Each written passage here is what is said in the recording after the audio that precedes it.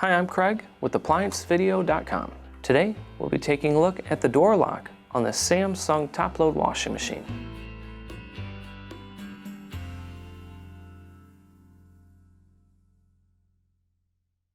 Stop. Before beginning any repair, always be sure to disconnect the power to the appliance.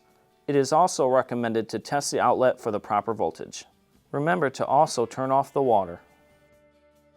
The main reasons why you'd be replacing a door lock is if the unit is throwing a door lock air coat, or it will not go into spin or wash and you can hear the lid lock clicking. Now, click on the link below to view this repair video. ApplianceVideo.com guides you step by step, giving you the confidence to avoid recalls and callbacks, also saving time on repairs. Whether you're up against an uncommon repair or the latest appliance on the market, our videos have been created with you in mind. Our growing library of videos have been produced using our factory-certified technicians who have extensive infield experience over the past 30 years. ApplianceVideo.com provides high-quality repair videos that anyone can follow, regardless of their skill level. We are here to help.